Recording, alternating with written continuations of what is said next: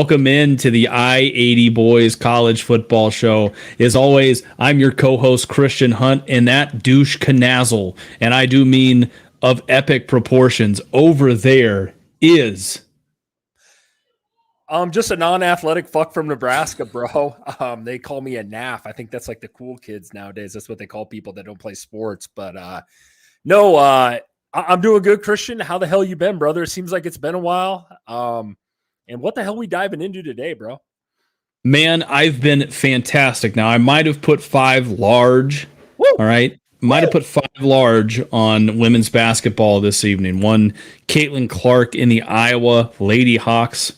That's why I'm repping the Iowa hat tonight. So I kind of need them to win. I really need them to win tonight against what is probably one of the greatest college basketball teams in the South Carolina Gamecocks over there. So I kind of need that tonight. Damn, where are you getting this money? And I know you rep the Iowa football team hard a couple podcasts ago, but I didn't know you were riding the dick on the girls basketball team now. You look like a guy that's never played hoops. First of all, yeah, played is a very strong word. More or less like hydration manager, towel boy extraordinaire is probably a better word of it. I think this brings up a good segment for later on, though. I think we should play one-on-one. That could be something we should do down the road. But as far as we're go ahead. I hope you know who you're talking to, bro. I mean, we'll play to 11. I'll give you 10. I'll tell you right now, by God, we'll play to 12. I'll give you 8. Yo, fuck. Listen, no, but seriously, where I got the money from is, sometimes it pays literally to be a back-to-back national champion in this world. So, I know you guys know about that, but that's 90s money. We're talking 2020s money, son. So, all right, brother. Kirby came to collect. Yeah. No, I think you're right. I can't, as much as I want to fucking sit here and talk shit, man, we've been irrelevant for a while now. I hate to say that about Nebraska football, but it's been rough. So as everybody knows that watches this podcast, know I've been pretty hard on the Huskers of late, as I should be. So bright things ahead, though, bro. Bright things ahead. So what we got, Christian? What are we doing today, brother? So the topic for today, we wanted to kind of take a look at some of the all-time greatest college football teams. Now, down below in the chat, let us know who do you guys have? Who's the all-time greatest college football team in your mind? Who are some of the teams that come to mind? I know growing up, especially in the 2000s, the turn of the century, there's been some fantastic college football teams. We're going to kind of break down a list that was put out by Bleacher Report. They said that the 10 best college football teams of all time here. Let's take a look at this and let's kind of get this thing started here, Chris. So, yeah. Again, kind of leading their way off here. They've got 1956 Oklahoma Sooners. What's your thoughts on that, bud? Ooh, man. I know you call me old and decrepit and geriatric and whatever other name you want to fucking throw out there. But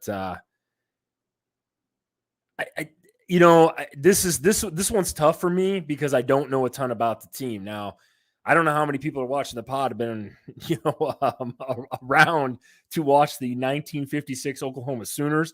I will say, though, on this list, reading the information they have, only 4 of Oklahoma's top 10 opponents even scored a point against them is very impressive. Now, I know we were playing probably back then. There wasn't near as many college football teams, obviously. And I'm going to leave it at that. I think they were, 10-0 there. Also won 47 consecutive games from 53-57. It's pretty fucking impressive. I don't care what era you're playing in, to be able to sustain that kind of excellence. I think they're probably deserving of that. And I'll put them at 10, man. And like I said, if anybody in the chat, anything, go ahead and drop your, knowledge on the 56 Oklahoma Sooners, please. Yeah, you're going to like this right off the bat. Children of the Corn says 95 Huskers all the way. We fucking agree with you, which sounds kind of weird wearing an Iowa hat on this show. But yeah, I could 1000% see it. They may or may not grace this list. Who the fuck am I kidding? They're going to grace it. It's a matter of where do they fall into it. Yeah, here's the reality of the situation, Chris. You said it. 56 Oklahoma. They were coached by Bud Wilkinson. They went 10-0. Some of the notable players on that team was Jerry Tubbs, who was drafted by the Chicago Cardinals. Probably the most notable name on that team was Tommy McDonald, who played for the Eagles. Yes. Yep. When I was kind of digging into this, their closest game was against Colorado that year. They ended up winning 27-19. Okay, that was the closest game they had all year. Okay. Every other game, they actually won by 2+ touchdowns, man. It was every other game. And they dominated. I mean, now granted, that was a whole different style of football back then. Right. And 100% agree with you on that one. But I do appreciate, Christian, I know you're a stat whore, digging into this and taking the time and the research to dig into that. But no, I mean, like I said, I think you would agree with me, man. We obviously both don't know a ton about the 56 Sooners, but just looking at the stats here respectively, like it's very, very, very impressive. I don't care what era you're playing. I don't care if there was 8 teams out there. You know what I mean? Pretty dominant time there for the Oklahoma Sooners. Yeah, and I would also say this too. I mean, what was it like, Chris, growing up watching them play live? Well, I'll tell you this, Christian, and I want you to listen. I want you to listen good, okay? Now, we both know that you're from Georgia, correct? Originally? Correct.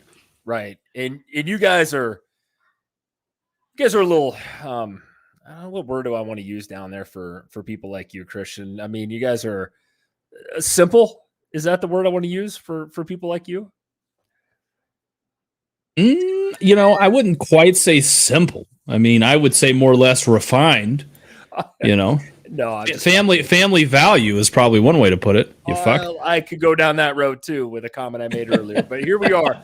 No, I know, I get you, man. No, I'm good. I'm just fucking with you. No, I think we can move on from the 56 Sooners, man. I think we both agree we'll put them in our top 10 here. If Bleacher Report did, we're not going to take their word as gospel, but we'll move on from that one. I agree. Coming in at number 9, they've got 1979 Alabama. Okay, now this was Bear Bryant. This was his last national championship that he won. It was his 6th and final natty. Okay, that year. They went 12-0 at quarterback Stedman Shealy and running back Steve Whitman alongside of Major Ogilvie. Okay, so they also ran the wishbone option. They ran that was a different style. I mean, that guy, old Bear Bryant. Let me tell you right now, the old Junction Boys. If you've never seen that movie, arguably one of the greatest movies ever. I mean, that guy was a tough son of a bitch as a coach. Yeah, no, and I will say about the 79 Bama team, and this is the only reason why I know a little bit about this. Just listen to my old man talk about them. They gave up 5.6 points per game. That's fucking crazy. You know what I mean?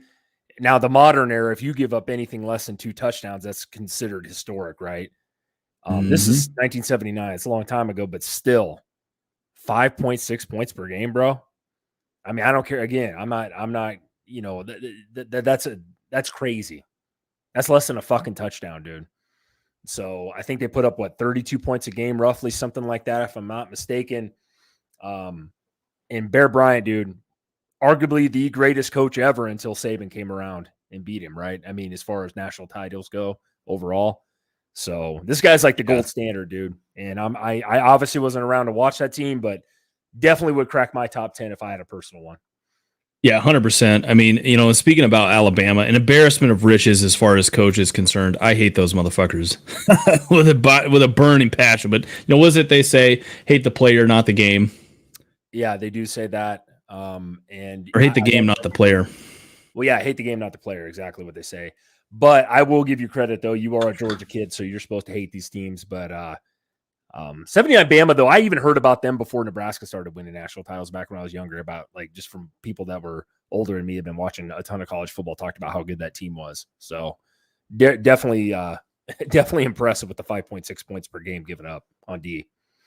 1,000%. So, Children of the Corn, he brings up a good point here. 2006 Texas, 0506. Yeah, let's go ahead and jump into that next one right there. They're next up on the list here. Listen to me, and this is where I disagree with this list. I think Bleacher Report, and we'll talk maybe a little more about this kind of here in a bit, but I think Bleacher Report really missed out on this. I think 05 Texas, 06 Texas is one of, if not arguably, to me, they're one of the best teams in all of college football. They really were.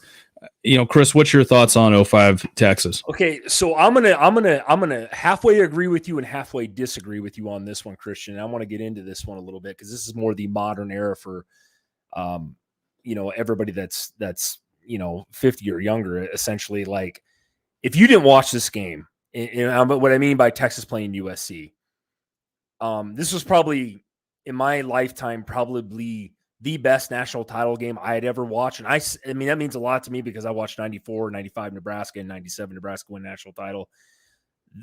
That game was unreal. And it was all Vince Young. And everybody in the fucking stadium knew that he was going to run the ball in that fourth quarter. And Texas USC had no fucking answer for him. The crazy thing about Texas and why I think that probably maybe should be a step or two higher in this, they average 50.2 points per game. That is ridiculous. That's a lot of fucking points.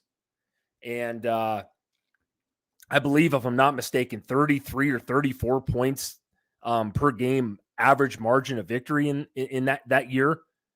I mean, that's it's almost 5 fucking touchdowns, Christian. I mean, that's epic level. And I'm with you. I think they should be a little bit higher. We'll dig deeper into this list as we go. But this team was one of these that, like, they're such an outlier. Like, that team was insane. And there was a bunch of guys on that team. I think they had Jamal Charles. I think, what was the other? Billy Pittman was a receiver who was I think he's very underrated as a college wide receiver. I don't think he did a ton in the NFL, but I mean, they had Mike Griffin on the defensive side. Man, that team was fucking stacked. And that was Mac Brown's only title, I believe. Texas is kind of one of those teams, and if you look like throughout the whole 2000s, who's won national titles, Texas is kind of that one team everybody kind of like, holy shit, they had that one year where they were just crazy, crazy good. And boy, they weren't crazy good. They were one of the top 10 all-time best teams ever good. Yeah, I absolutely agree. I mean, Mac Brown was the coach. They went 13-0. Just like you said, I mean, Vince Young, electric playmaker. I mean, at that position. They had Jamal Charles. They had Selvin Young. They had Limas Swede as a wide receiver. I mean, the defense, man, listen, and you kind of touched on it. They have Michael Griffin, Michael Huff. Right. Was it Brian Arakpo on that team too? They had Aaron Ross. I mean, we're talking Frank Ocamp. Yeah. They had some straight up ballers on that 05 team. I mean, and like you said, this was the game that got me invested. My dad grew up in Wichita Falls, Texas. Huge Texas fan. To me, this was the thing that got me involved with college football and really enjoying it.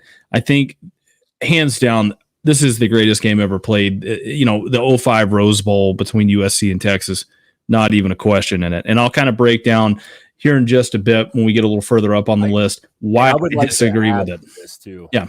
I do. I'll never forget this. I remember, I was 20 years old when this game was played. And I remember sitting there with my old man in the fourth quarter. And I remember a 4th and whatever. And like I said, somebody, on air or in the chat can correct me if I'm wrong. But I remember it was like they were down. Texas was down in the fourth quarter with a couple minutes to play. And they were getting ready to score. And it was 4th and 7 or something.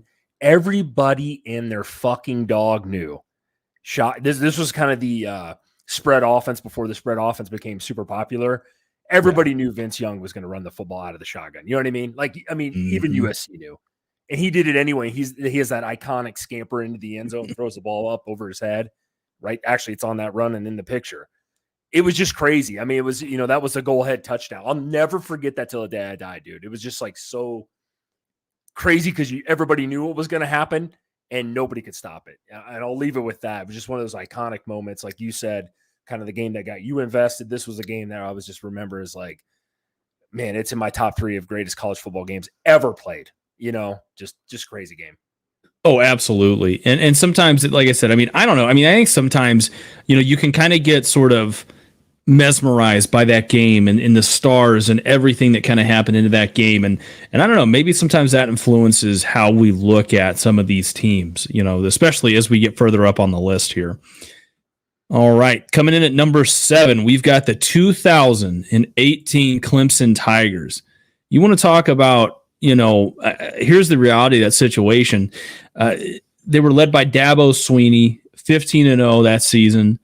Trevor Lawrence, Travis Etienne, offensive dynamites. I mean, this seems kind of weird because this just happened. It's not the newest team on the list, but, they were also on defense. You ready for their defensive line here, Chris?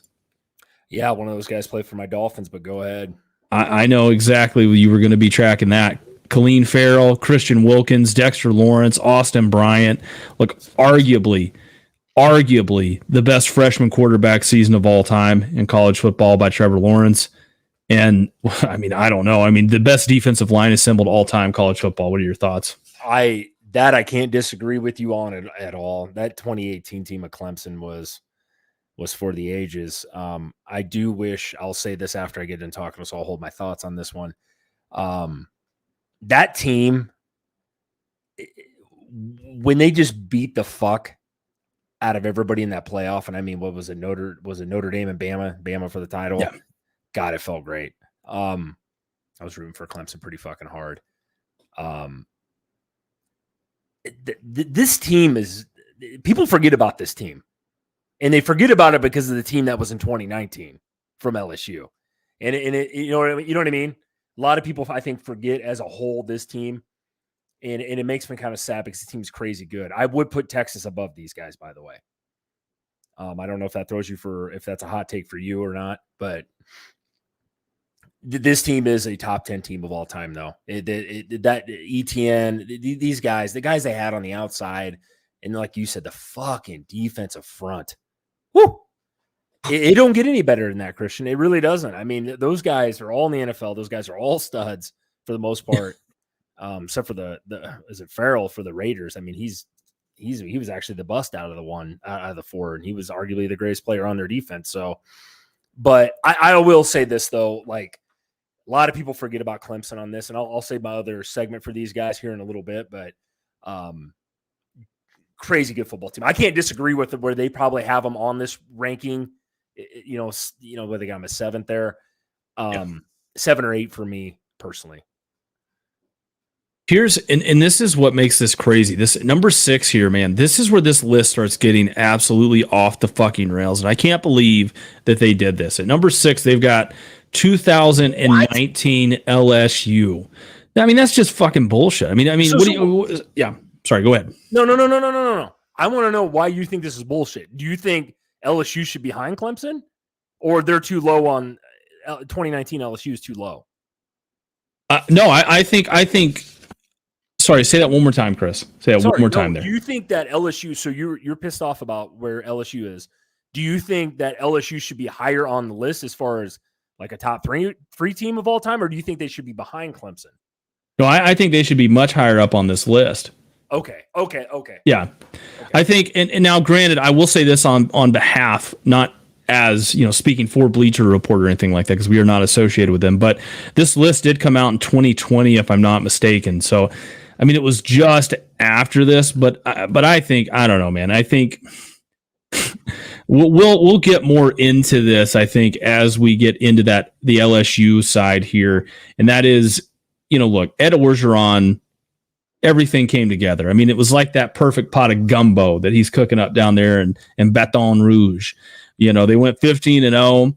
Their offense obviously was led by Joe Burrow, Clyde Edwards-Helaire, Jamar Chase, and Justin Jefferson, who, by the way, 3 of those guys, Burrow, Chase, and Jefferson might end up being arguably the best players at their position here in the next couple of years, if not already, right? So, the defense was led by Derek Stingley, Grant Delpit, Jacob Phillips. They outscored everybody 726 to 328. I mean, they were absolutely battering motherfuckers in that season. It was fantastic on them. Chris, and they dismantled everybody in the playoffs, if I'm not mistaken. They dismantled Oklahoma, and they also dismantled Clemson, right? The follow-up season to old Trev Dog out there. I'm going to save my stats and my take on this team, and I'm glad that you agree with me, and I'll keep this really short and sweet until we dig deeper here shortly. I would have loved to see 2019 LSU play 2018 Clemson. Oh, that's all. I'll leave it at that. Yeah. Children of the Corn says my two favorite college teams are Nebraska and whoever is playing Bama. Hate them with a passion. Hey, listen, I can get down with it. Look, is a Georgia fan who's married to a Nebraska fan. Not Chris, by the way. It's a woman. His cousin. I have to clarify here, man. It's like that. Well, hey, listen, man. Not that you're not an attractive guy. I just think I could do much better if I was going to marry another Nebraska fan, and I did. Your cousin. Anyways, no. I look. I absolutely get it. Nick Saban's the devil. Let's look at. Yeah. You got something to add to there, Chris? No, I really don't. Just funny that you said that word, so I had to laugh. I've heard that so much. That's exactly how you swing too. You're a Nebraska fan, and I hate Saban for different reasons than most people do, but yes, respect the fuck out of him though. Greatest coach of all time. Make that man sound like he owes you a bet or a steak dinner. Well, he does. He does. He owes me more than that. Yeah, he does. Go ahead, Christian. Go ahead and lead us on to the 04 Trojans here. 04 Trojans, USC. Okay. Here, to me, and this is where I said this list is bullshit. All right. To me, I don't get it. Okay. Pete Carroll, in 04 had the Trojans, surging. They were 11-0. They were led by Reggie Bush, Matt Leinart, Steve Smith, not that Steve Smith, a different Steve Smith, but a really good college wide receiver in Steve Smith, Lindell White, and Ryan Khalil. Defense had Frosty Rucker, Keith Rivers, Lofa Tatatupu. I know he played in the NFL. Cody, I think, was on that team too. Yeah, man. They had Matt Groot Good. Groot Goed, or however you say his name. Leinart won the Heisman that year. They ended up winning the Natty. Vacated now, though. Yeah, and they had to vacate all that. Here's my problem with this. Here's the problem with all this. And that is, most of the people we were talking about here on that 04 team, right? The biggest pieces of that 04 team played in the same game the following year against Texas, who was ranked way above them on this list. So that's why I guess I don't see it. You know what I mean? Like, why would you put 05 Texas, who obviously beat the best parts of that 04 team that came back the next year, ahead of them? I just don't see that, right? It doesn't happen often, but we got to see a matchup of, in sort of a 2 or 3 year window of these teams. No, and I know where you're going with this, and I do agree with you partially. Like, I think a lot of people that have half a brain would understand that, like, that Texas team beat the probably better version, I think, of the 04 Trojans and the 05 Trojans. They were going for what? 3-peat there, I think, if I'm not mistaken, or something crazy like that. Like, I think a lot of people, and I think probably Bleacher Report, like you said, we're not associated with them in any way, but I think that the day fucking, like, Texas won that 1 out of 100 games where they shouldn't have won. You know what I mean? Like, so they put that 04 Trojans team above them. That's kind of the way I look at it, if you see what I'm saying. I think they base it more like that Texas team. Yeah, they were so fucking good. They were crazy good. But the way that game ended and the way that game was played, I think that game was a coin flip if they played 100 times, in my opinion, right? So I'm with you on the fact that, like, how the hell can you have the 04 Trojans ahead of the 05 Texas team? Because the Texas team beat the shit out of beat the 05 USC team, which essentially was the same team. If Texas didn't win that game, it would be the 05 Trojans sitting here instead of the 04. You know what I mean? That's the way I look at it. Now, I'm with you on this one, Christian. That's a tough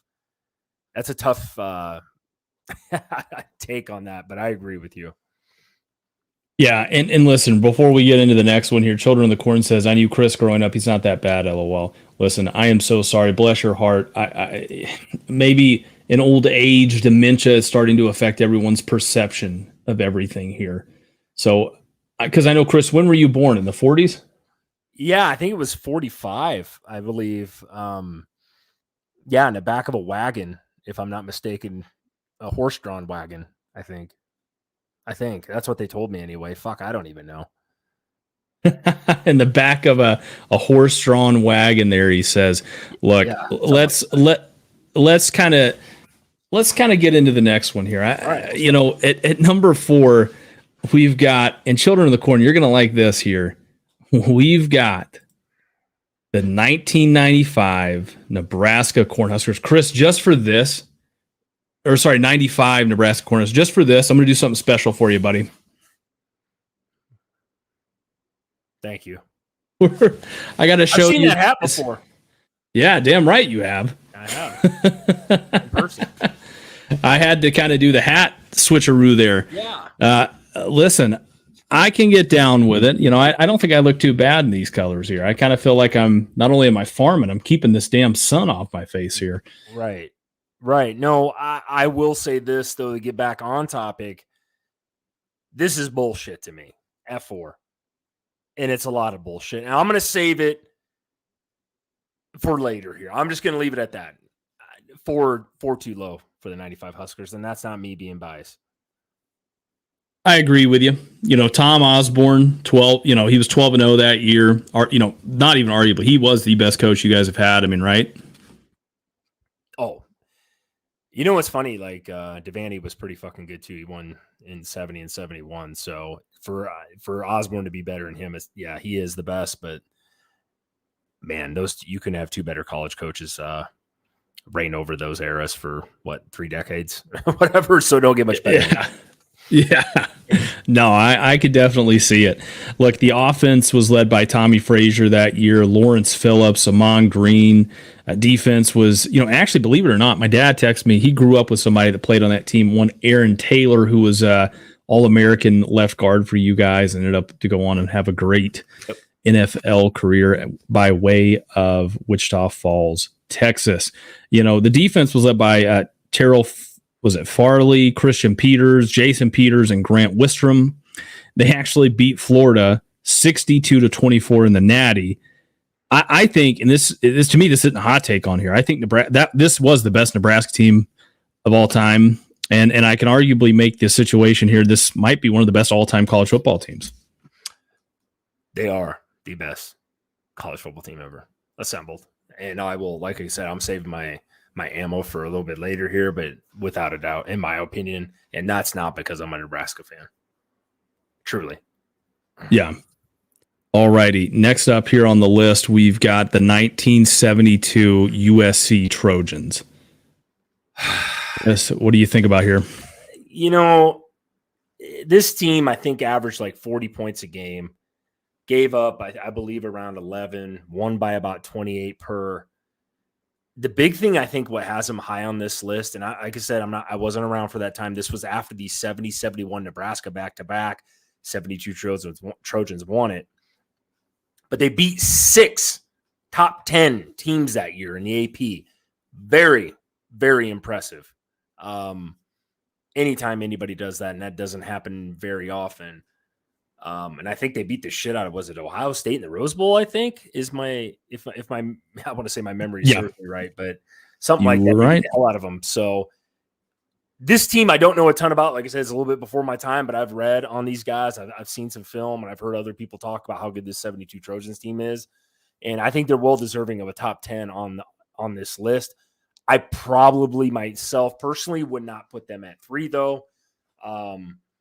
But I will give them the recognition they deserve. It looks like they got it at Bleacher Report for sure. Yeah, I mean, I completely disagree with this. I mean, it was a good team led by John McKay, who went on to be the most infamous Tampa Bay Buccaneers coach down the road. That's a whole other story. They were 12-0. Here's the reality of the situation. I think why they put them on here was the name of the players they had. They had Pat Hayden, Lynn Swan. Mike Ray was one of their quarterback that kind of jumped in there. Anthony Davis, who kind of finished inside the top 5 for Heisman voting that year, and they had a tight end in Charles Young. And like you said, they beat Ohio State in the Rose Bowl 42-17. I think for me, this seems really high up here. In the list of all-time greatest college football teams. Great team. I think there's I'd make the argument there's been better USC teams than that. Yeah, and I don't want to get too personal with this because it's like, somebody that is obviously older than me that had watched this team in person would probably argue and say, hey, you have no idea how good the fucking 72 Trojans were. You know what I mean? And they have a point because, like, I didn't get to watch them in person or something like that or on TV. But I'll give them like I said, I'll leave it at that. I will give them the recognition they deserve. I did hear a lot of old heads tell me that this team was super, super good. So God damn. at 3 though, very high though, in my opinion. God damn. Were they born in the 1800s? The old heads you were talking to? Did you consider them old? There'll be like guys like my dad's age and 60s, 70s that really follow the shit out of football. They remember the 72 Trojans. They talk about them a lot because, especially from Nebraska, because Nebraska had won 70 and 71 the titles, and then the Trojans were fucking apparently amazing. So we had lost after that 71 year, but yeah, go ahead, man. They might have been talking about a different type of Trojan back in 72. You know what I mean? There. Anyways.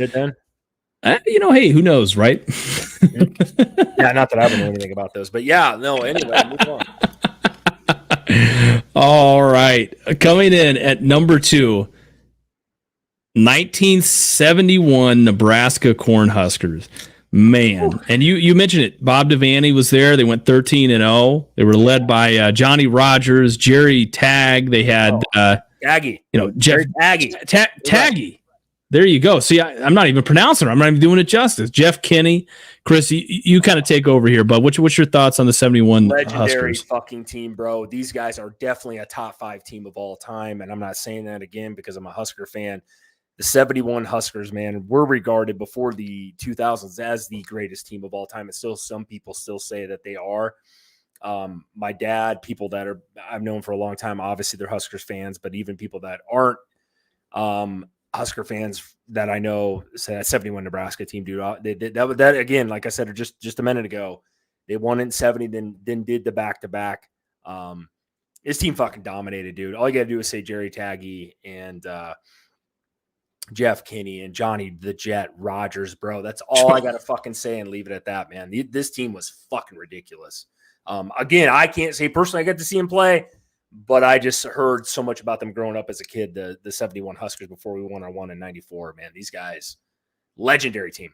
I'm going to throw it back to a comment here by Children of the Corn. One of the things he said was love Nebraska and fucking hate Bama. Good thing here, they won 12 of 13 games by 24 plus points that year, and they beat number 2 Bama at the time 38-6 in the Orange Bowl. You love to see it.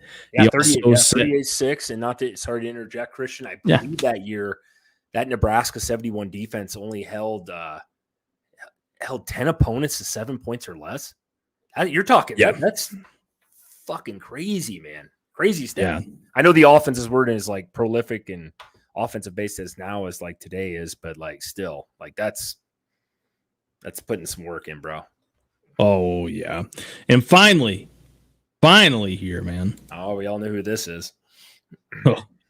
Somebody thought it was the Gators out here. Listen, I don't even think they cracked this list. They were an honorable mention, so thank God on that. Number 1, the 2001 Miami Hurricanes. Chris, what are you thinking here, Bo? I'm going to keep this super short for our next segment coming up here in a minute. This team is 2 on my list, and that's all I'm going to leave it at. And this team is regarded as predominantly probably the best team ever assembled, ever, by most fans in college football. And it's tough to disagree. These guys are we'll dig into it here a little bit deeper. I'll give you some numbers on these guys, but everybody knows who they beat in the national title game that year, and that was the last time Nebraska was there. And this team was, I don't know if there's a word to describe that team. They're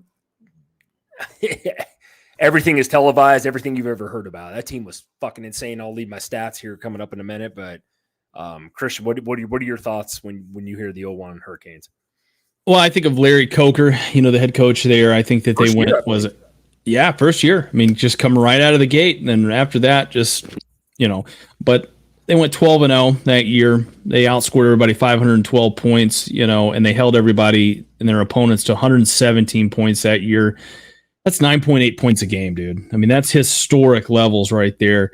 I'm not going to mention who they beat in that Rose Bowl. I might be wearing their hat right now. They beat them 37-14. Here's the reality of that situation, Chris. This is this is really what it is. I mean, this was this is who all got drafted off that team. I'm going to just kind of scroll down here. Can you start at the top for a minute? Go back. Yeah. I mean, I'll break this down real quick because I'm an NFL guy. Andre Johnson, Texans, crazy great wide receiver, Pro Bowler forever. God rest in peace, Sean Taylor. Holy shit, died way too young.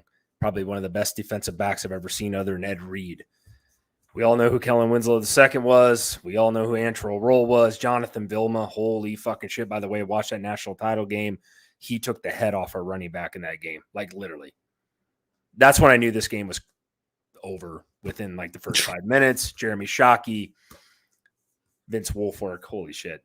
Look at the guy beneath. Willis McGahee, and then look at the guy underneath him, Ed Reed. I mean, is that all I got to say? And that's not even half the fucking roster right there.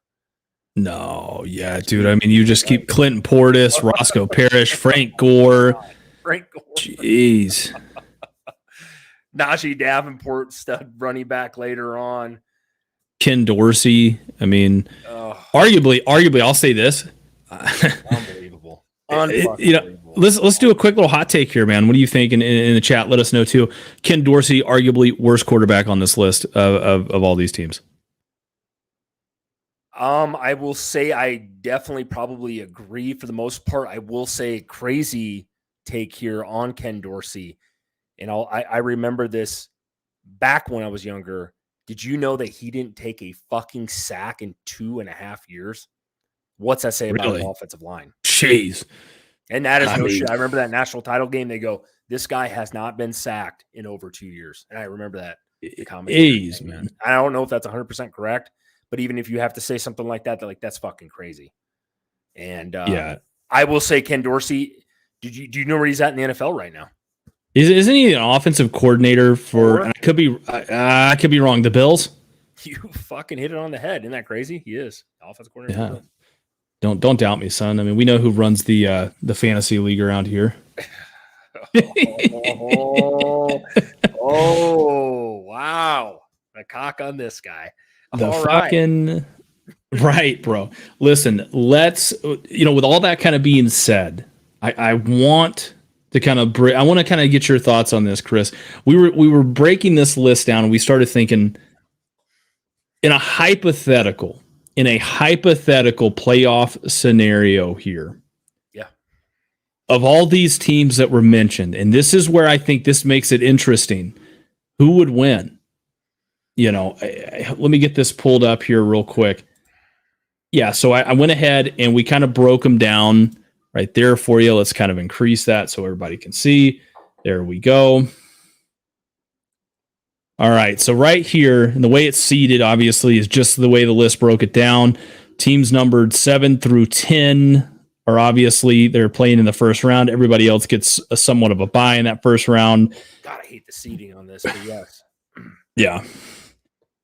All righty, Chris. Who you got right here, Bo? Which one are you looking at? Sorry. Is it Bama and Texas? Yeah. We'll start Bama and Texas, and we'll move down to Clemson and OU. 05 Texas, without a doubt. I can say this. Maybe I'm recency bias, I guess. I don't know. But would you agree? 100%. Okay. Yeah. We'll move through that pretty quickly. I think, damn, that 05 Texas team, man. Woo.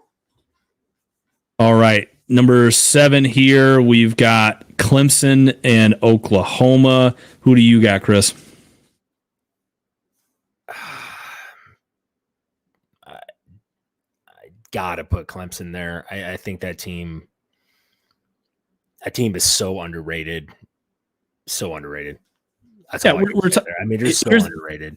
As far as like in the national perspective of what college landscape is as far as fans go, like everybody forgets a lot about them. What they did to Alabama just destroyed them. And then, what happened was everybody forgot about them in 2019 after they lost some people, but what Joe Burrow did, I'm going to talk about them here shortly. So go ahead, Christian. Sorry. Yeah, I don't even think it's a question there between those two teams. I mean, listen, two different eras of football. And I'll break this down. This was an era when the wing T triple option was kind of the big fucking swinging dick in college football. I think, and that's all fine and good, but you see it even now in today's game. I mean, teams that like to try to run that offense and try to control the clock. If which they would get behind against Clemson, they would have to throw the ball. And I just don't see it, man. I think the athletes that we're talking about here are two completely different things. It's like me versus you. You know, I would blow you out of the water from an athletic standpoint on the field. Fuck. Well, we'll find out in our combine coming up here between you and I. But the only reason why I don't want to discredit, I know you are a little different. I don't like to discredit the old teams because it's like in their era, if you were a person watching, football back then, they were the most dominant thing you've seen. So like, I want to give them some respect and some, credence to like what they did. But yeah, if the game is like played the way it is today, and which obviously that's currently what we're talking about. Yeah, Clemson without a doubt. The only reason why I kind of went on with Clemson, I just feel like they get that 2018 team gets just forgotten about kind of, I guess, in my opinion, from what I hear when I talk to other people and stuff about college football, is like everybody forgets about them because of the 2019 fucking LSU team, which is probably kind of unfair to that Clemson team. But let's move on here. And yes, I'm with you 100%, brother. All righty. Let's take a look here at, okay, so we'll keep it parked right here. Clemson, 71, Nebraska. 18, Clemson, 71, Nebraska. Who you got? Now, this is where the shit gets interesting. Oh, my God. Oh, my God. Why don't you give me yours first, and I'm gonna that one hurts just because it's 71 Nebraska for me. But go ahead, man. Give me why you think the team that you're taking. No, for real, brother. Come on. No, I know. We're getting into a game of you show me mine, I'll show you yours kind of thing here. I know who I'm taking. You know what? Fuck it. I'll go 71 Nebraska. And I'm going to go 2018 Clemson. Damn, son. Damn. This one hurts. This hurts. No, how do we determine a tiebreaker here? I guess we'll have to go to the chat. I mean, we've got 3 people watching, so, it's kind of who, in the next 5 seconds, tell us who you think wins this game in the chat here.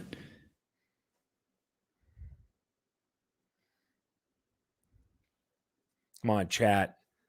Bring it to me real here. I do love this. I'm going to talk here for a minute. I just think 18 Clemson, like if it's played in today's era, like pretty tough to defend that fucking offense. I just, God, man, that's tough for me. I just want to chat. It looks like chat's going to take Nebraska, and I'm 100% fine with that. And you took them too. So that one's just a tough game, and because I feel like Clemson is so underrated. Yeah, 100%, dude. I mean, it's my heart says Nebraska, my head says Clemson, but I gotta stick with it, man. Well, I love it. I appreciate the loyalty there, Christian. You change hats, and then all of a sudden, the thoughts start changing, bro.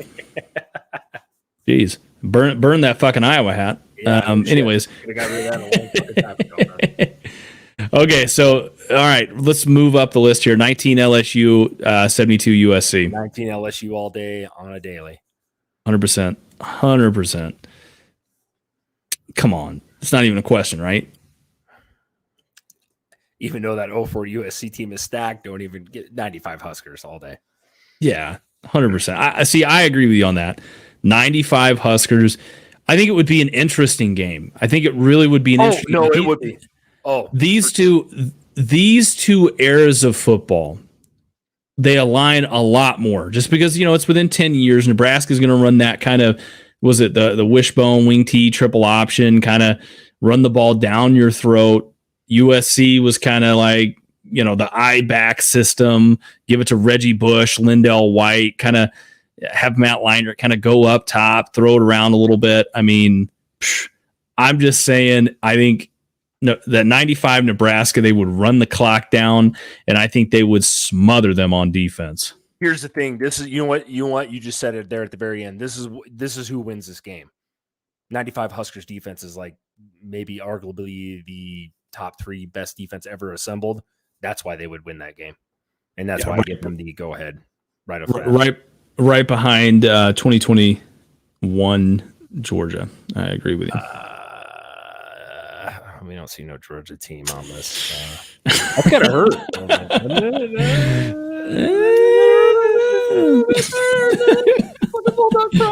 Come on, man. Back to back. Yeah. Suck on my balls.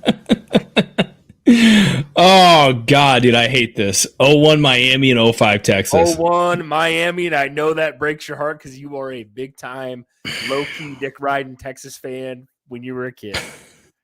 I was, and I can't even argue that. That's a great way to put it there. Two great teams go there. That would be a really crazy good game to watch, though. But I just think, and you said it best too, they would absolutely blow them out of the water, dude. Wouldn't even be close.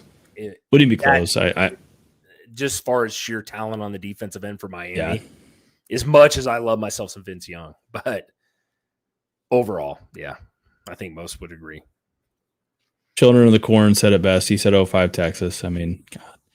All right, let's roll it back down here. We got 0-1 Miami, 95 Nebraska. Okay, this is where I'm going to dig a little deep here, and I get a little bit butthurt about this. 0-1 Miami, 95 Nebraska to me are the two best college football teams ever. If I would had to set up a bracket, and that would be my 1 and 2 seed right there. This fucking sucks because the 0-1 Miami team, what they did to the Huskers in that 0-1 national title game was ridiculous. And Nebraska, I'll be honest with you, if anybody remembers this, Nebraska lost to Colorado in the Big 12 title game before that, got their ass beat badly. Nebraska did not deserve to be in that national title, in my opinion, and that says a lot. The only thing I hate to talk about this right now because it's like a quarterfinal game or a semifinal game.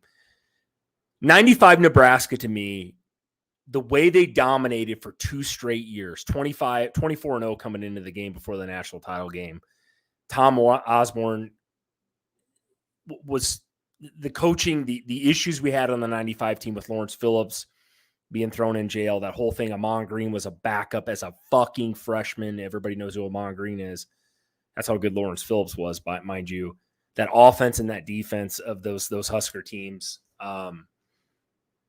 And I believe Nebraska beat 4 teams that finished in the AP top 10 that year. Finished.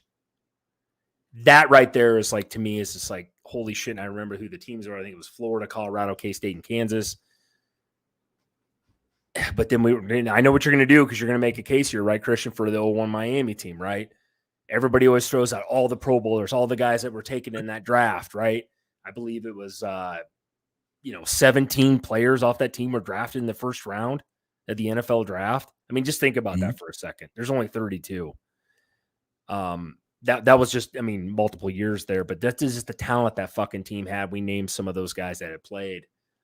I believe, if I'm not mistaken, 38 players off that team in 0-1 were drafted overall. That's insane. But I'm not talking NFL and I'm not talking draft. I'm talking about on that date if they had to play each other. Mark down 95 fucking Nebraska. Put it down there. Chat. Put it fucking down there. We don't even have to do that because I agree with you. I can't even disagree. Listen, I think, the more I started thinking about this and the more you guys reminded me about it, 95 Nebraska defense would control them. We already said, I don't think Ken Dorsey, great. He's granted the best offensive coordinator on this whole list that played, right? Best offensive line they've ever. But yes. But that 95 Nebraska team, I think they'd shut them down. They would shut them down. They would figure out a way to do that. It'd be a close game. I think that they could, like I said, man, I like Nebraska. You make some good points, and so does everybody in the chat. I'll give it to you, 95 Nebraska right there in the finals. Now, that was tough for me, by the way. That was tough for me. Man, it was tough for me. And I'll be honest, you had me in the first half there. I wanted to lean with 0-1 Miami, but I couldn't. I could not do it. Yeah, no. And just before you, not to interrupt you again, but like that to me, by the way, if anybody just caught this later, like I honestly, truly think that 0-1 Miami is 1-2. 1A and Nebraska's, 1B, flip-flop them. That's who I would have had in my brackets. Like they would have been 1 and 2 on the top of this bracket. So they would have had to play each other in the championship, if you will. Go ahead though, Christian. Sorry. I got 19 LSU here. This is for determining who plays in the finals here. Kyler says Nebraska 95 versus Nebraska 71 finals. That's too much Cornhuskers for my take there, young man. Love it. I love it. Fucking love it. Keep piling it in there, Kyler, whoever the hell you are from Nebraska. Keep piling it in. Listen, he sounds like a great young man who just needs to kind of get, in playoff situations, especially with a championship game on the line. Seems like this young man, he could learn a thing or two, okay? I'm just saying. Especially I will say this, though. If anybody's watching, I think it was like 10 or 12 years ago, maybe somewhere around there, because I'm old, as you say, Christian, right? ESPN, I'll never forget it, did a SportsCenter special before one of the national title games. They did a special for like a Saturday or something, and they had a bracket similarly laid out to where you have obviously not all the new teams in there. And it was America's fucking bracket, college football. And guess who was in the finals? And Kirk Herbstreit lost his fucking shit on air. He goes, because it was 71 Nebraska versus 95 was the finals because they were on opposite sides. And I believe they had I think it was like a 32 team deal. So 16 and 16. And he lost his shit. I remember him like pouting during the fucking, the on-air deal where he was like, oh, well, apparently everybody in Nebraska tonight is obviously voting. That's the only people that are watching. He got all butthurt about it because Ohio State guy, of course. But it's funny that Kyler brings that up. I'll never forget that. My dad was obviously, watch both those two teams play. And he was saying that the whole night. 71 Nebraska versus 95 Nebraska. Easy, But kind of funny how it happened. But anyway, go ahead, Christian. I had to throw that in there with Kyler's comment. So. No, you're all good. And it's nothing but love over here. Like I said, we don't take it that seriously. He probably does think you are old as shit, though. I know I do. Yeah. Let's see here. Still got a bigger dick than me, though. Here we are. I'm not even going to go there. Anyways, let's take a look at this. I don't know, Chris. I'm going to let you lead off here. 19 LSU versus 71 Nebraska. This one's tough for me, man. 19 LSU. And I hate to say this. I hate it. If this game, so when is this game played? Right? Is it in today's era? Yeah, I thought that's what we were doing for the whole thing here. Yeah, 19 LSU, and I hate to say that because I'm going to piss off a bunch of older Nebraska folk there, but 19 LSU, and I will talk about them here shortly. Well, technically, the game would be played, if you will. Like if you could put a vacuum seal, right? A vacuum seal on this, okay. And we could say, okay, 19 LSU, 71 Nebraska. They have both their eras, playing in here. LSU running that spread offense, Nebraska coming in running the triple option down your throat, Bob Devaney style, and we could reincarnate it. You still have 19 LSU winning. I do because of that prolific fucking offense that year. All I got to do is say Joe Burrow, Justin Jefferson, Jamar Chase, Clyde Edwards-Helaire, Thaddeus Moss, Terrence Marshall Jr. That offense, what did Burrow throw for like fucking 70 touchdowns and like some 5,000 yards? They destroyed everybody they played that year. They beat the shit out of Alabama. They beat the shit out of, I got a stat pulled up here, Christian. Faced 7 teams inside the top 10 that year at the meeting and won all of them. They just destroyed everybody, dude. That team is the only reason why 2018 Clemson isn't talked about as much. And now I'm a Nebraska fan. I'm a diehard. And the 71 Huskers, as much as I love them, if the game was played today, this is how we're doing this bracket, I just don't think they would be able to shut down that offense. Nobody can. That offense is probably the best offense to ever set foot in a college football game. I will argue that. Their offense, I'm not saying their defense was that great. It was damn good. They had Patrick Queen. They had fucking Chasen Phillips, Derek Stingley Jr. They had some players on that fucking defense. But, man, that offense, though, that offense to me is number one of all time. It has been since I watched him play. What they did that year was just – and don't even get me started on Joe Burrow. He should have been in Nebraska because his brothers and his dad played here, and I could get into all that. It makes me cry. But, yeah, I got to take 19 LSU. Who you got, Christian? Yeah, I'll go 19 LSU too. I mean, it's so difficult. I mean, they were such a prolific team. I mean, they spanked another team on this list that kind of came right back around and kind of the 18 Clemson, 19 Clemson, I think was still really, really good. I mean, but they just ran into what was a buzzsaw. I mean, they really did. And I don't think it really matters what era you put them in. I just think even if I mean, don't get me wrong, their defense was a little suspect at times, especially in that. Yeah. But I take this as this, right? I think that 19 LSU team, it doesn't matter whatever kind of boat race game you want to put them in, even if it's a high scoring affair, that they would outdo whoever. They remind me, if anybody remembers, the Rams when Kurt Warner won his title with Marshall Faulk, Isaac Bruce, Torrey Holt. That they had their defense was average that year. They just outscored you. It happens once every 20 years, but you just got to, everybody says you got to play defense to win championships. I 100% agree with that. But every once in a while, they're just a team that's just going to score more points. The Chiefs are kind of the modern day era of that at times. You know what I mean? Yeah, they're just going to score more points than you do. You know what I mean? Yeah. And that's how you win a fucking game, and that's how you win a national title sometimes. I'm not saying that's right. We can get into further debate about that later, but that's how I feel about that 2019 team of LSU. I think their offense was the greatest ever assembled. If somebody can debate me, please drop it in the chat, please. But yeah, like you said, I think they were one of those one team that comes around once every 2 or 3 decades that just wouldn't matter. You know what I mean? Yeah. And I think that brings us into where we're at right now, right? Yeah. Let me ask you this. I mean, what are your thoughts on this going into it? I mean, you got 19 LSU, 95 Nebraska. Everyone in the chat here, let us know your thoughts, who you think would win this game while we're kind of letting that load up. Chris, I mean, kind of give me the backdrop of this. First and foremost, where do you think this game hypothetically would be played? Okay, I'm going to leave it up to you to ultimately make the choice. If the game was played in the 90s when the Huskers were dominant, right? The Huskers win this game. The game has changed a lot as far as instant replay, the way it's reffed. Offenses now are more about putting up points, just kind of like the NFL. And I don't want to get into that right now because this is where we're at. If the game is played in 2019 when LSU wins that game. If it's played in 95, Nebraska kicks the shit out of LSU because of the corners and the defense that we had. The 95 Nebraska defense is probably the best defense I've ever seen. You're going against the best offense, arguably ever.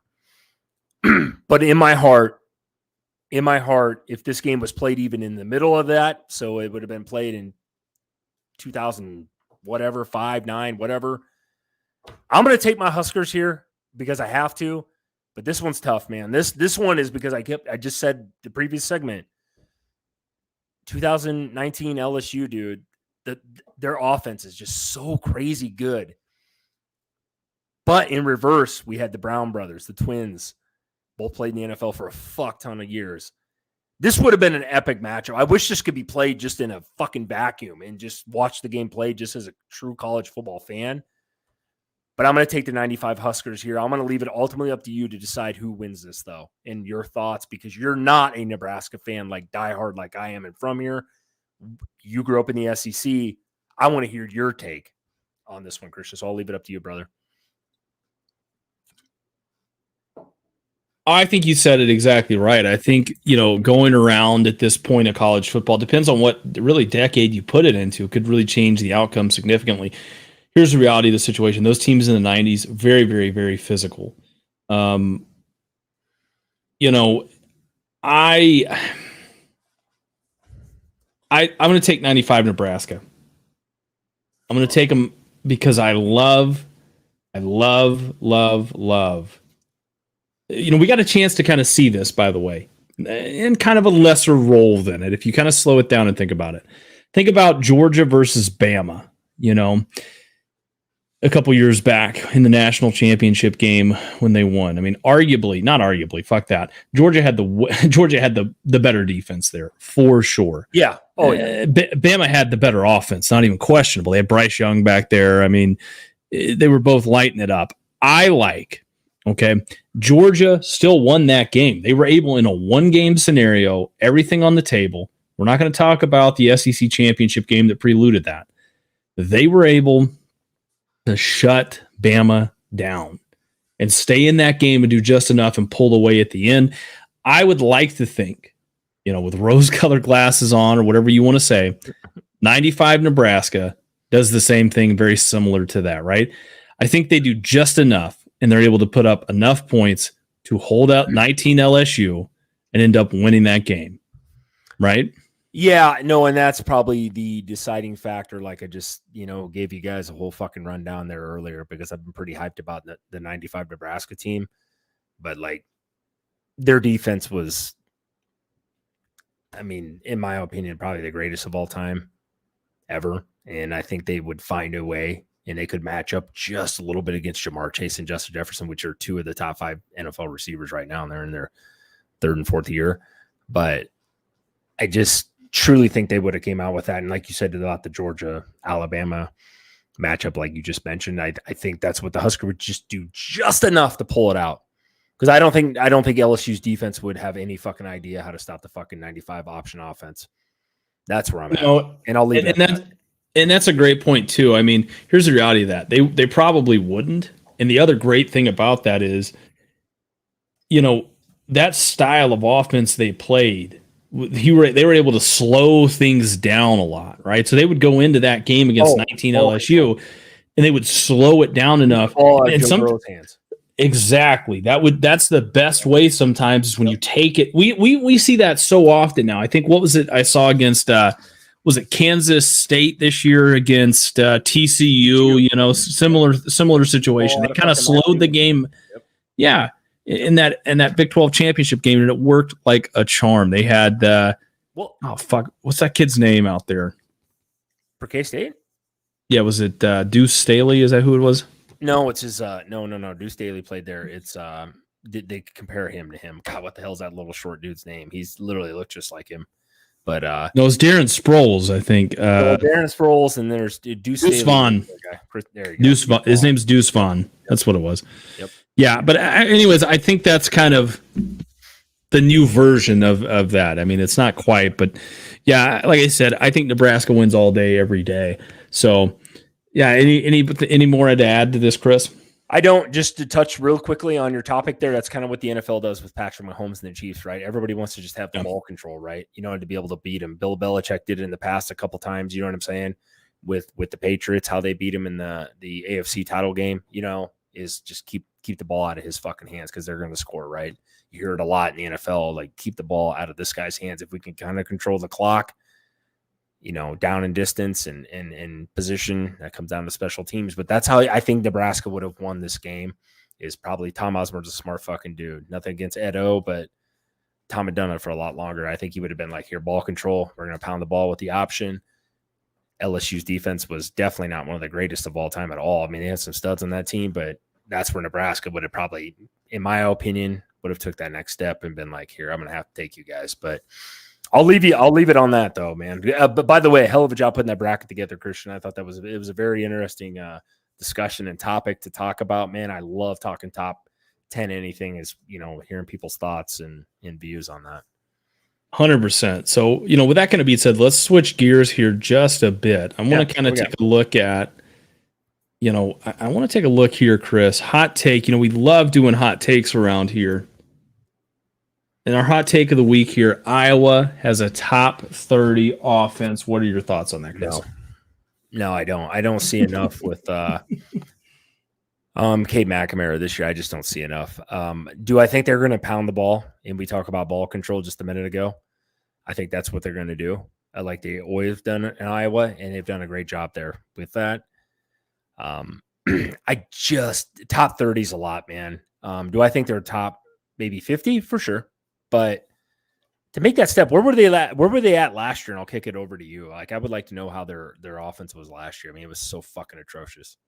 Good question. Where they were at last year, by the way, was they were 123rd last year in the country as far as offense, total offense, team offense was concerned. They were hot garbage, as they like to say. Right. And I don't think that, I mean, do they make, you can't be much worse than that. So they're going to take a step forward, but top 30, if they're making top 30 with their defense every fucking year, then I got to put them in the discussion of, maybe winning a playing for at least a Big Ten title game, and I just don't see that happening. I can't burn it yet, Children in the Corn. And the reason why is, again, we put a little bit of money on the Iowa's women's basketball team. So hopefully this thing brings me some luck. So that's part of the reason why I'm wearing it there. Though, for Iowa, yeah. Yeah, and if they don't beat Nebraska this year, I hate to say this, we made a bet. I have to get frosted tips, so I'm kind of stuck with them. Yeah, with that short hair, that's going to look real impressive. Oh yeah, 100%. I'll look like the Zohan over there. No, I listen. I like this. I think this isn't so much a hot take here, Chris, mainly because here's the reality of the situation. Cade McNamara is coming over from Michigan. Part of the issue they had last year was Spencer Petras not being able to really move the ball down the field. You get into short yardage situations as an Iowa fan, you were absolutely fucking terrified of what was going to happen next. Didn't matter who you were playing. You could be playing an FCS school and you were still going to probably be absolutely fucked in those situations. Here's the reality of the situation when you think about it, though. They're bringing Cade McNamara. They're bringing back, Luke Lackey, who was one of their tight ends last year. I mean, the kid, he led them last year. I think he had, if I'm not mistaken, he ended up having 4 receiving touchdowns leading the way there for him. This is what I think ultimately contributes to this. McNamara, he's going to make it a lot easier to move the ball down the field, right? If they can get inside the red zone, you get them inside the 20, 25 yard line, that's where they're going to start to that's when they're absolutely going to start to shine. And that's where, they get Caleb Johnson, LaShawn Williams involved in the offense, and they're just going to start pounding people again. That's the Kirk Ferentz way, if you think about it, right? Right. I absolutely think that can happen. Cade McNamara can help facilitate that. Why do I think that? You got to go back to the last time he actually played relevant football, and that was back in 2021 when he wasn't getting beat out by J.J. McCarthy at Michigan, who you really love, you dick riding son of a bitch.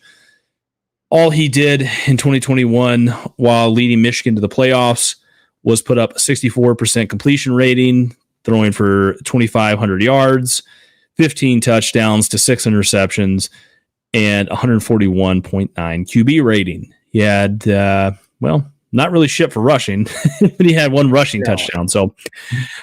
But he kind of fits this. He kind of fits this style there that they're trying to do. The question mark, and I think this is not really a surprise to anybody that watches this.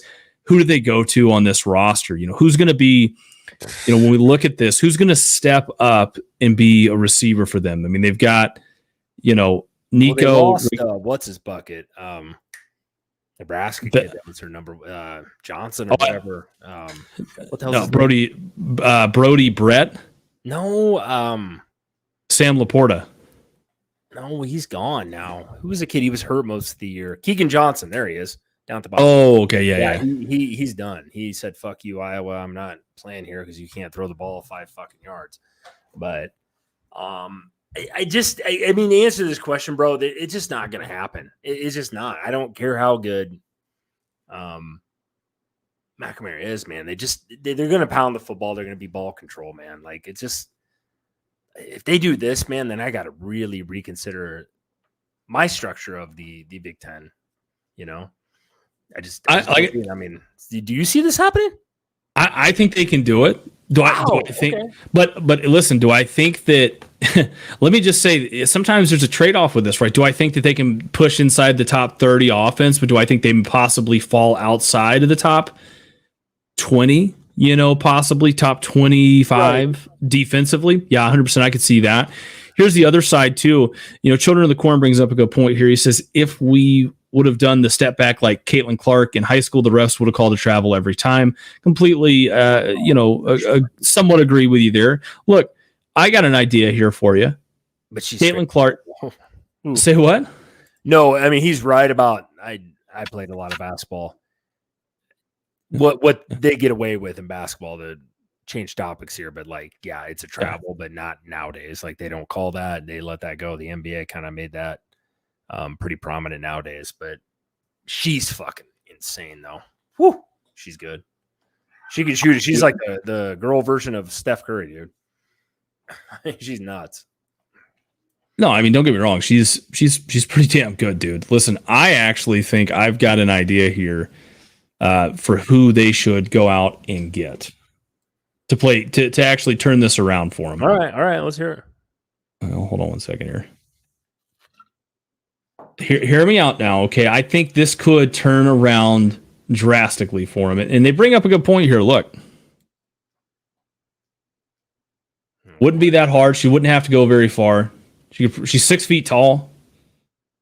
You know, I think she could possibly come over there, quarterback the Hawkeyes, do a good job. Well, I agree. I mean, she's a fucking athlete, which is more than what I saw at Petrus last year. So,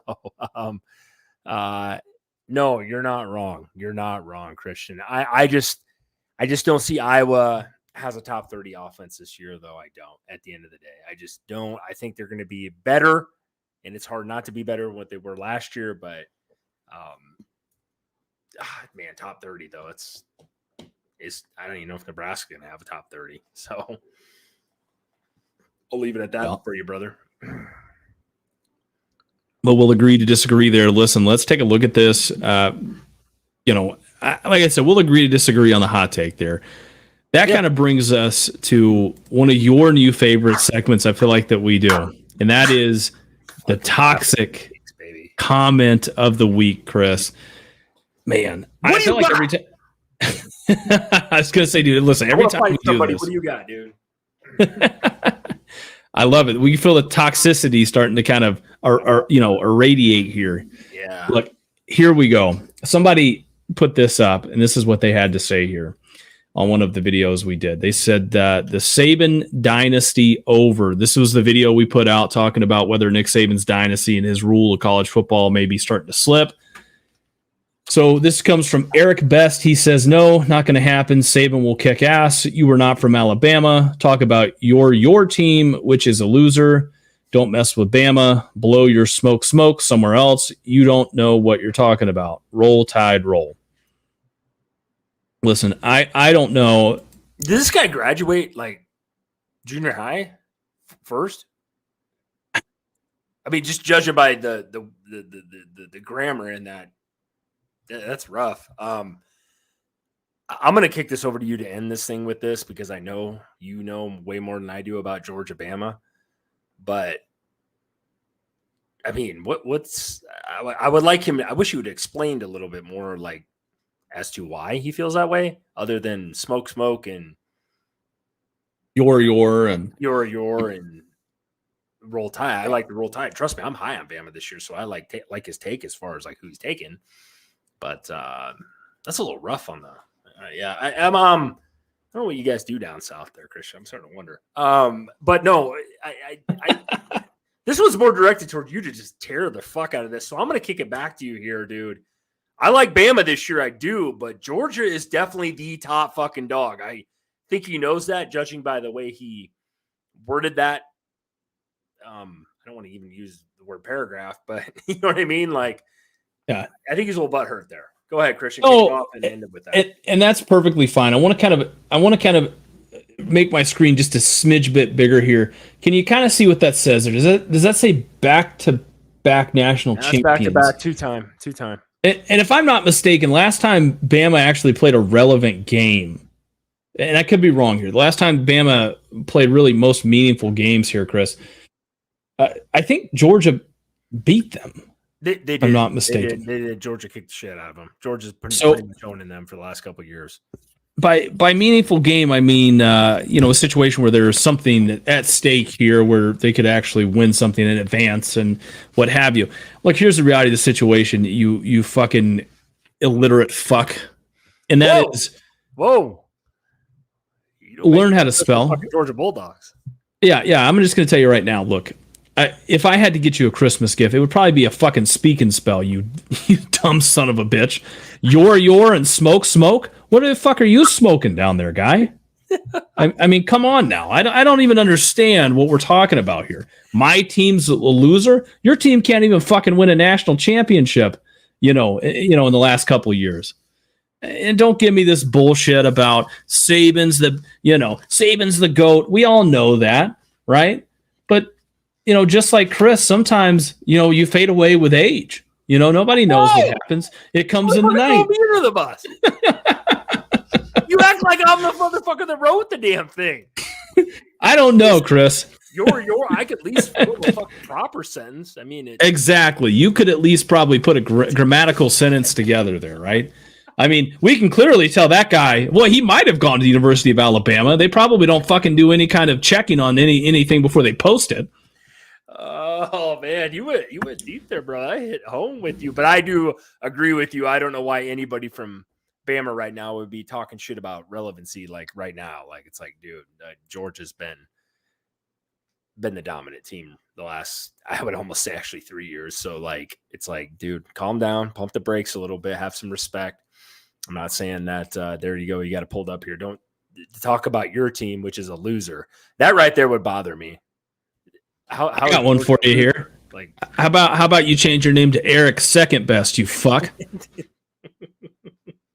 That's good stuff, man. I love it. Those why I love this topic because we all get heated up. I know when I saw this earlier, I was like, oh, Christian's gonna go fucking ham on somebody because it was directed towards your team. So I love it. Thanks, Eric Best, for putting that out there, man. It gave me a good laugh tonight. Get Christian all riled up.